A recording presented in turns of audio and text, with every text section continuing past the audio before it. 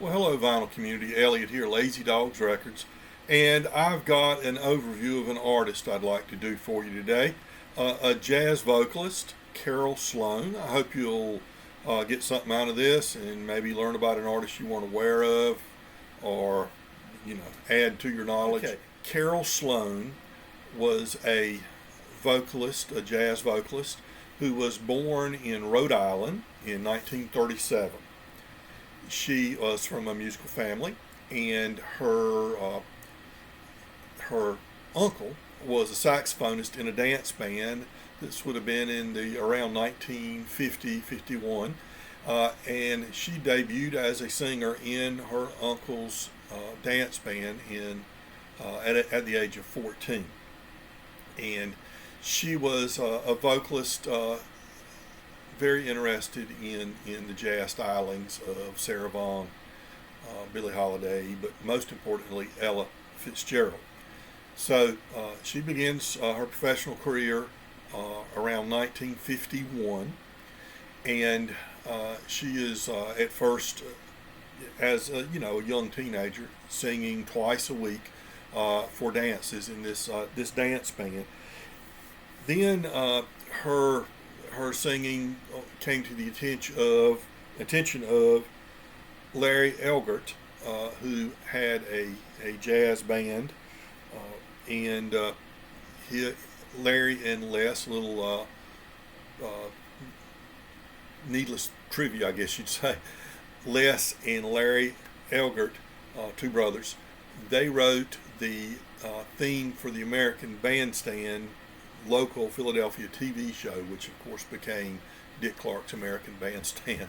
But so whenever you hear that tune, that's who wrote that. But Larry had his own band at the time in the mid 1950s, and for 2 years Carol toured with them. Now she also was a fill-in performer for the jazz trio. To make sure I get it's a three-person name, jazz trio: Lambert, Hendricks, and Ross. Sometimes Ross wasn't able to fulfill their live engagements because of other commitments, and so Carol became a fairly regular part of the jazz vocal combo Lambert, Hendricks, and Ross when Ross wasn't around. And she also played, in trios and combos and different configurations of bands during those early years, in her late teens and into her early 20s. But her big break came in 1961, and in 1961. She got an opportunity to perform at the Newport Jazz Festival in her home state of Rhode Island. Of course, this was the premier, still is, I guess, the premier jazz festival in the United States. So she gets a billing on a Saturday afternoon, I believe, during a kind of a low point in the show. People are late afternoon. People are going to get something to eat, and they've been listening to some big acts early in the afternoon. And the major acts everybody wants to see will be in the evening. And so this is a time frame for young up and comers, I guess you might say. Well, she premieres there at a time when there weren't that many people listening. But it stopped people in their tracks. People that were leaving to go get something to eat stopped, went back and sat back down and listened to her set because, well, for one thing, she started out with the tune "Little Girl Blue," and the pianist that was going to accompany her knew the tune, but he didn't know the intro, the piano intro, which oftentimes wasn't played when people performed this song. And so Carol, and at this point she's 24 years old, she sings it a cappella until he comes in with the piano, and it was just pitch perfect maybe you'd say, but her vocals were just outstanding. And not only did she excite the crowd, but there were Columbia Records executives in the audience at the time. And after her set, she started meeting with them. And within a few months, she had a recording contract with Columbia Records. As a result, they went into the studio, and in the matter of 1 year, in 1962, they released 2 different albums from her. And the first one is called Out of the Blue, Carol Sloane. It says, the exciting discovery of the Newport Jazz Festival. And they've got a sticker on here that says, a new star on Columbia Records. And this is a DJ copy, promotional copy. So that may be why that sticker's there. It may have been on all of them. And of course it's a 6i Columbia. And this is just an outstanding album. I really like it. And I'm going to play a tune for you now.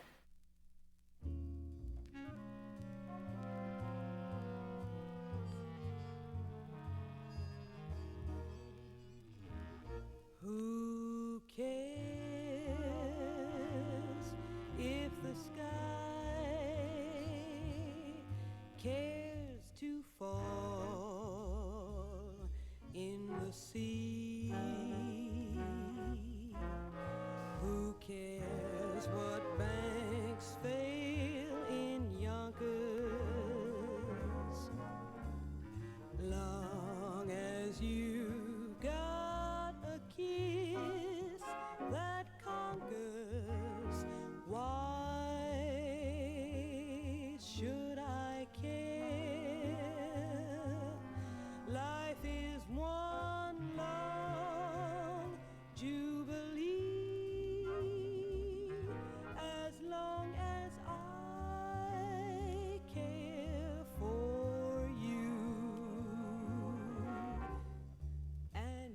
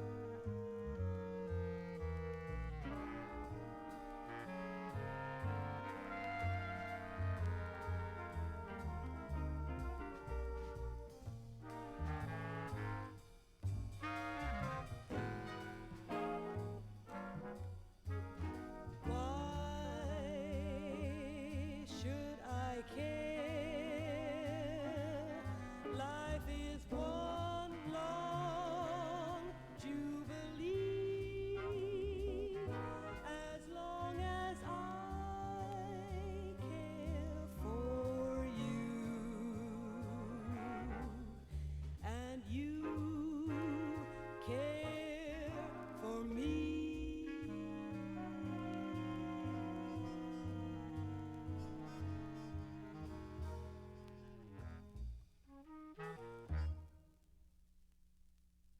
Later that year, they came back, and one of the things that Carol noted about the first album is she didn't get quite the vibe she wanted, the feel she wanted in the studio. So she convinced her producer to allow her to bring in some people, some of her friends, to be there for the recording. So it was like a semi-live album. In fact, the album is called Live at 30th Street. Now, 30th Street is an old cathedral that Columbia used for many of their recordings in New York City. And what happened was, there were supposed to be about 30 people there, but she invited about 30 people, and those 30 people brought somebody with them and invited a few other people to come out. And before you knew it, there were a couple of hundred people crammed into this old church that is converted into a recording studio, and that's where this album is comes from. And this is maybe my favorite album by her. This is a really good album. Now she does an interesting take on Never Neverland, the Peter Pan musical, I guess it is.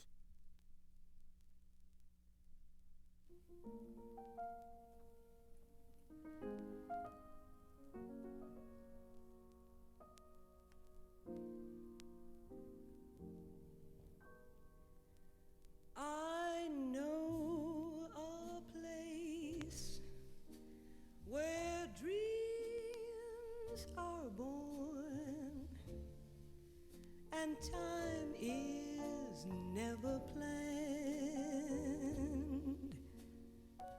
It's not on any chart.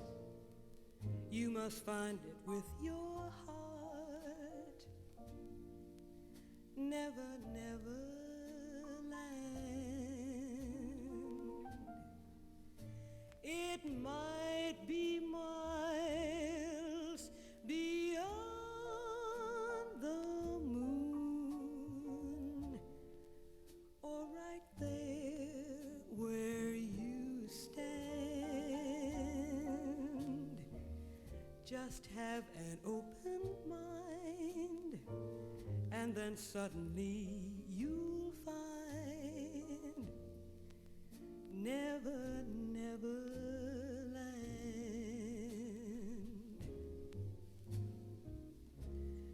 You'll have a treasure if you stay there, more precious far than gold. For once you have found your way there, you can never grow old. So come with me where dreams are born and time is never planned. Just think of lovely things and your heart will fly on wings forever. It never, never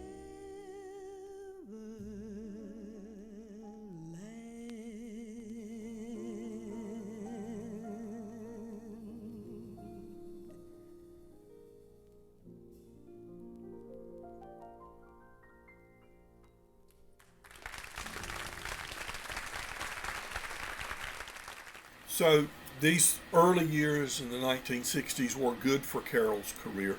She has the 2 albums from 1962 on Columbia. She is making coast-to-coast appearances in nightclubs. She on the bill with people like Lenny Bruce and Bill Cosby, and acts similar, some comedians and other jazz performers.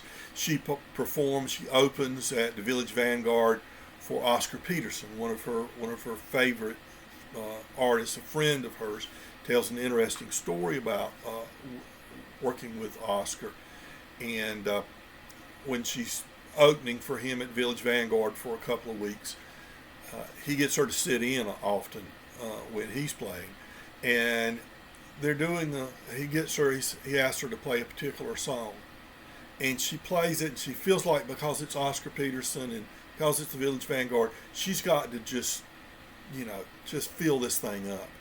So she performs it. She tries to do all the tricks, everything. And Oscar just, at the end, just looks at her, nods her head. Thank you, Carol. And he calls her up there each night for the next 3 or 4 nights to do that. And every time at the end, she's pouring her heart out, trying to figure out, something that will be impressive and everything. And he smiles, and he doesn't smile, and he just nods, said, "Thank you, Carol."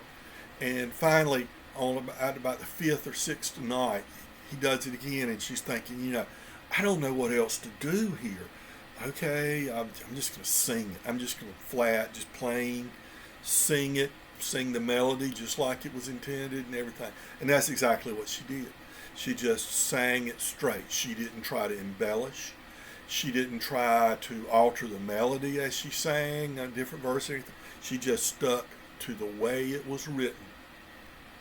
And at the end of this time, the number this time, Oscar turns from his piano with this big smile on his face, and he looks at her and he says, "Carol, that was great."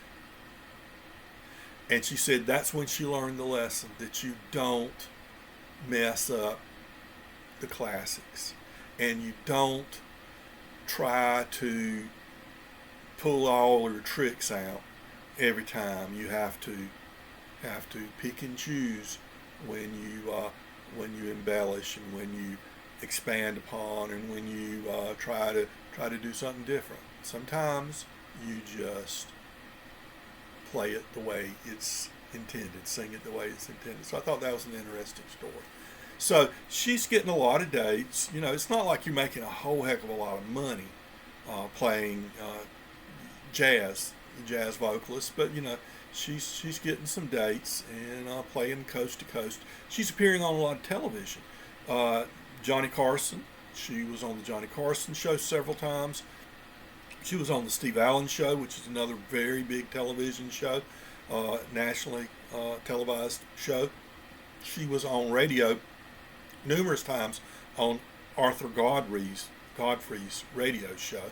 That was a big radio show at that time.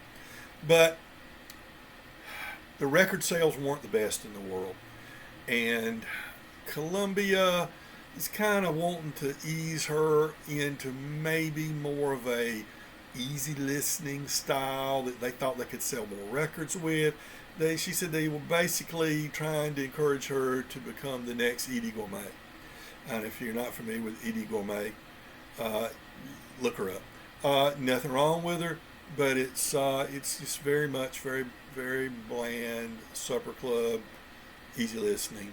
And maybe it would have sold more records if she had done that, but she wasn't ready to do that. So Columbia they fulfill the 2-record contract and they don't renew. So what do you do when you don't have a contract anymore? You're not doing any more records. She continued to tour as best she could during this period when she doesn't have a recording contract. She's the Beatles and the British invasion have hit, and she's still playing, as I said, playing clubs. And we get a listen to her. This album didn't come out until more than a decade later. But in 1964, she was playing the Kings and Queens Club, I believe it was called, in Pawtuck, Rhode Island. And Kings and Queens in Pawtuck, Rhode Island, her home state. And the artist that was coming in to play the next night, she had the gig, say, on Friday night. The Saturday night artist was Ben Webster, of course, the great tenor saxophone player who played in the 1930s and 40s with the Duke Ellington Orchestra. And he shows up a day early. He comes into the club on that Friday night and asks Carol, before she starts her gig, ask Carol, "Can I sit in with you some tonight?" And she's just overwhelmed. Oh man, Ben Webster's going to sit in with us. So she says yes. She said it was like being in the company of a king, sitting in, having him sit in with. So somebody I don't know if it was a board tape. I don't know if somebody in the audience just had a cheap tape player. This is not audiophile by any means, let me tell you. But it is an opportunity to hear her in a club setting, and with the great Ben Webster. They had never played together. They didn't do any rehearsing. They just went in and did their thing. So,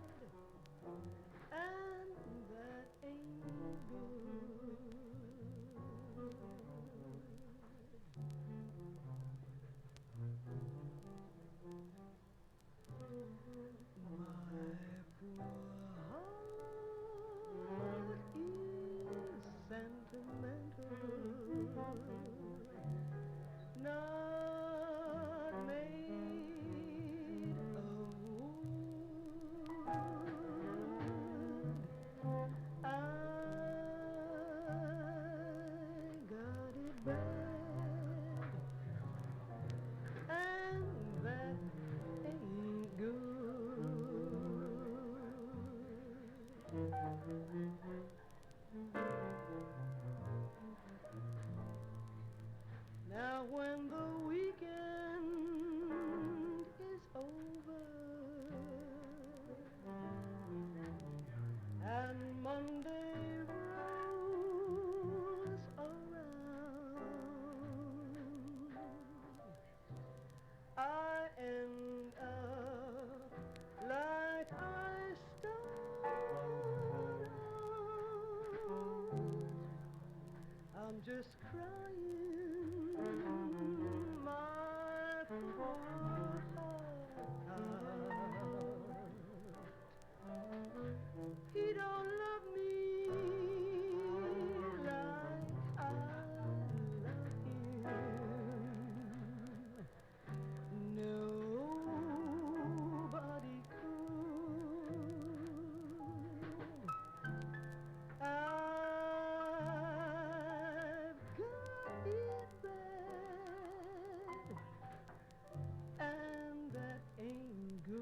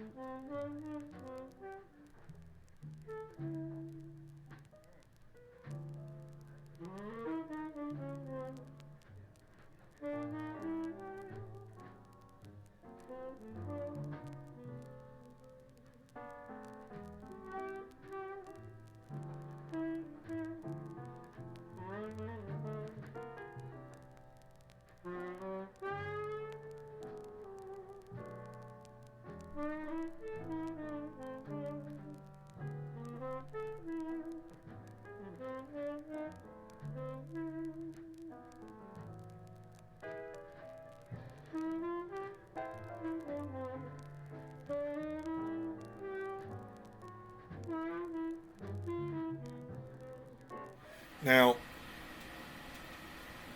between that live recording in 64 and 68, she was just not, her career was really just not going anywhere. There weren't a lot of gigs. She took a job as secretary, which she had done in the past, had worked as a legal secretary in the past when times were difficult, and that's what she did in this case. But she was taking gigs when she could get them. And she ended up getting a call for a week-long engagement at a club in, of all places, Raleigh, North Carolina. Not a bad drive down from Rhode Island. So Carol arrives in Raleigh for a one-week engagement at a club, a brand new jazz club, and there weren't many people opening jazz clubs in 1968. A brand new jazz club in Raleigh, North Carolina called the Frog and the Nightgown. She ends up staying for almost a decade and keeping strong connections to that North Carolina, Raleigh area, Raleigh, Chapel Hill, Durham area throughout her life. She was able to secure a job with a law firm in Raleigh to work during the day, and she played at the Frog and the Nightgown and another club that the guy that owned the Frog and the Nightgown owned called the Cafe Deja Vu. Now, at first, the Frog and the Nightgown was at a sit-alone location, but not too long after it opened, it moved to a trendy place called the Cameron Village Subway, or the Village Underground, we often called it. Now, this was under a old shopping center, one of the oldest shopping centers in the country, called Cameron Village. You walk down this big stairway like you may have been walking down to a subway, thus the name, and you come out, and there are stores on the left, or rental spaces on the left and the right that would become nightclubs mostly. Some trendy clothing shops and stuff opened there early on. But by the early 1970s, it was primarily a location for music, live music. As you walk in, there's a little club on the right called the Cafe Deja Vu, which when I turned 18 in 1976, we started going to a lot, but we weren't listening to jazz back then. Then on your left was a bigger club that booked national acts called the Pier. And straight ahead was a similar size, larger club, which was the Frog and the Nightgown. Now, I never went to the Frog and the Nightgown. Why? Because I was 18, 19, 20 years old at that time, and we weren't listening to jazz, for one thing. And the other thing was, everybody you'd see going to the Frog and Nightgown were dressed to the nines. I mean, they were very, very dressed up. So this was a high-end, sophisticated nightclub, at least in our view as teenagers and young adults. It's a place we wouldn't even dream. We would be so out of place there. So we never went. But I always read about Carol Sloane in the entertainment section of the Raleigh News and Observer and in other publications about music in the area. And she actually played the club we used to go to a lot sometimes, the Cafe Deja Vu, which was a much smaller, more intimate locale. So during that time, nearly a decade, she wasn't really recording, but she eventually released this album on her own label, or no label, Carol Sloane Subway Tokens, and that's an NC, not an NYC there, NC for North Carolina. And this was, it started out, they were recording some of their shows, or songs on some of their shows, to kind of listen and, evaluate their material and their performances and things like that. And then they said, well, why don't we, press some of these into a record? And that's what they ended up doing. These were all taken from either the Frog and the Nightgown or from the Cafe Deja Vu. And interestingly enough, the pianist for her was someone we all knew in this area, Paul Montgomery. Now, the way we knew him was that we grew up watching the Uncle Paul show as little kids. It's kind of like our local Captain Kangaroo. And Uncle Paul would, it was a children's show. They would show cartoons. They would, he would talk to the kids. Kids would come to the show, and participate and march, and he'd lead them marching and everything. Uncle Paul was legally blind. He actually was one of several great musicians that came out of the Governor Moorhead School for the Blind in Raleigh.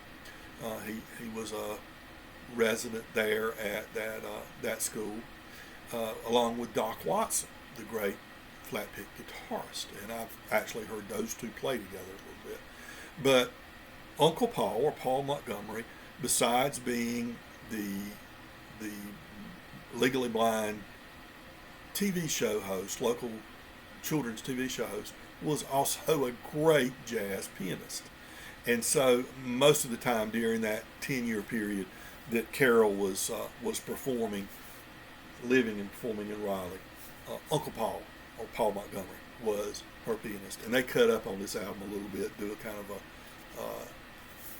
a Nat King Cole imitation he does and stuff like that. But it's a good album, and I'll play you a track from the album I think you'll enjoy.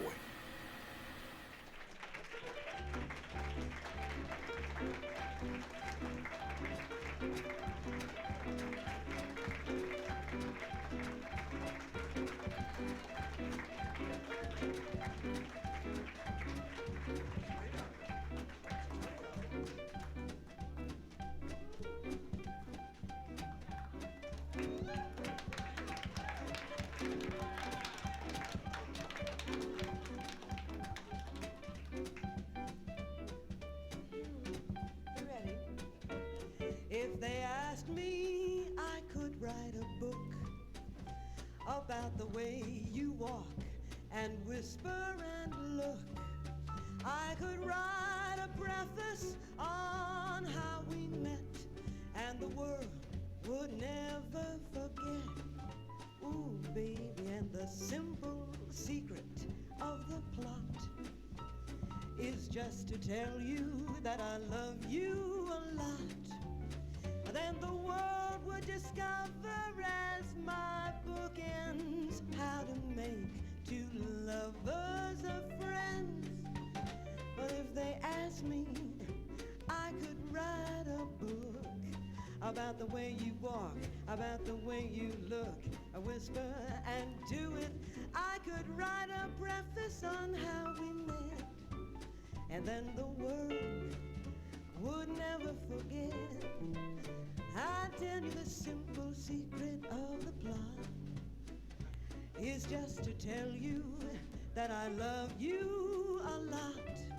Then the world would discover as my book ends how to make two lovers of friends.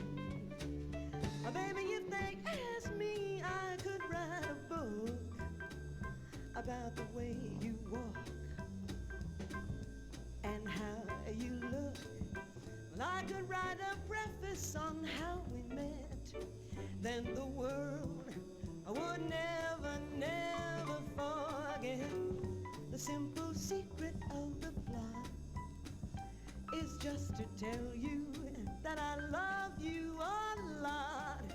Then the world would discover as my book ends how to make two lovers, how to make two lovers, how to make two lovers of friends.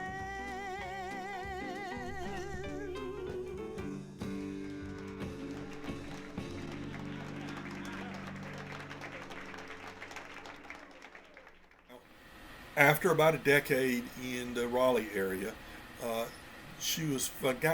Carol was finally beginning to get some traction. But unfortunately, the traction was overseas, specifically Japan. So she was traveling over to Japan and doing tours, and cut several albums during that time frame in Japan. Some of those albums you can get your hands on, and some are much more difficult to get your hands on. In 1977, Sophisticated Lady came out, and in Japan, and then they did a repress in '85 here in the United States, and that's a 1985 repressing of her Sophisticated Lady album. She had said at one time, every album she ever did, she'd always do at least one Duke Ellington song or something from the Duke Ellington catalog. And she said it didn't quite fulfill that, but Sophisticated Lady is all Duke Ellington orchestra songs, either Duke or Billy Strayhorn doing it. So here they are, and you get to hear Carol do a little scatting.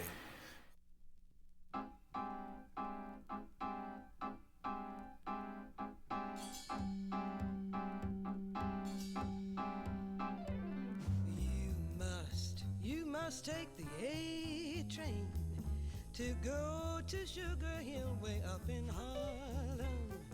And if you should miss the A train, you will find you've missed the quickest way to get to Harlem. Hurry, hurry, hurry, now it's coming. Ooh, can't you hear the rails are thrumming? Whoa, whoa, whoa. If you should take the A train, you will find that's the quickest way to get to Harlem.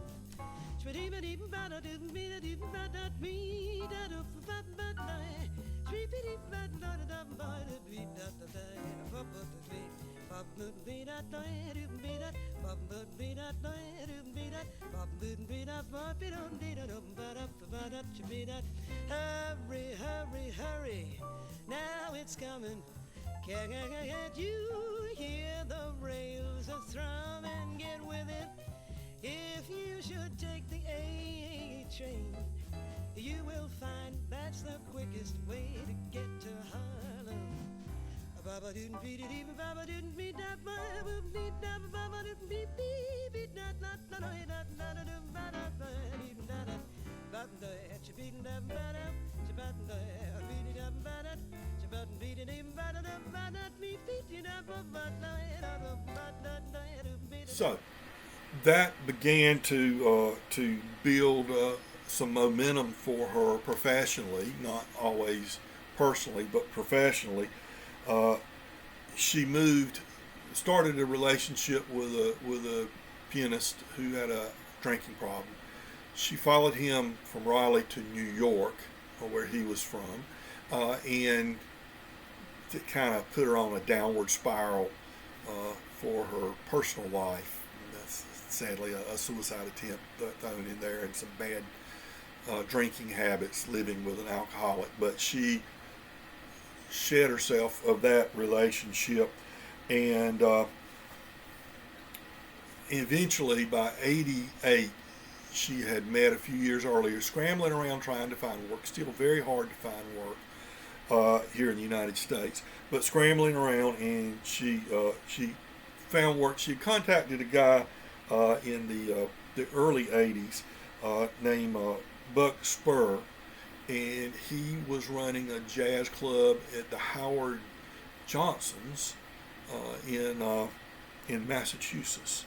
And he said, come up here, and you can I can give you some work here. Maybe we can book some other things for you. And she ended up marrying him by 1988, and they were married for the rest of their lives. And Carol's career with that marriage, she was on much steadier ground, and Carol's career continued to move upward, and her personal life got so much better also. And she by 2021 or 2001, she was playing regularly. She was in her 60s at this point, but she was playing regularly and at the top of her game. Stephen Holden of the New York Times said about her performance at the Algonquin in New York at that time, he said, a serene groove as she spins out songs of experience in a warm, slightly husky voice that swings. He was very, very up on her. In 2019, she recorded her last album live at Birdland, and in all, she has she has 40 recordings. She has over 30 LPs, or LPs or CDs, depending on the time frame, but 40 recordings. There are 4 singles that Columbia released sometime after her contract, after they had done those 2 albums, 65 or so. So there's 4 singles out there somewhere floating around. There's 3 compilations, and the rest are full albums, either on vinyl or on CD. Some of them can be had at very reasonable prices. Others are just through the roof, especially the Japanese pressings of some of these albums. They want $250 or more for some of them, but others you can find for a much more reasonable price. The problem is for many of these albums, there's not a lot of copies out there for sale, and many of them are from overseas sellers, so it's going to cost you more. But there are others that you just have to shop around. There are others that you can find for the $5 to $25 range. Some, in there, pretty reasonable situation there that you can build your collection. I've got 5 albums that I've shown you here, and I'm going to add more to them. I don't think I'll be buying the $250 versions from Japan, but what I can put my hands on, I will. And probably if I start playing CDs more often, I might add some of those CDs. There's also a documentary that has been put together about her called Sloane.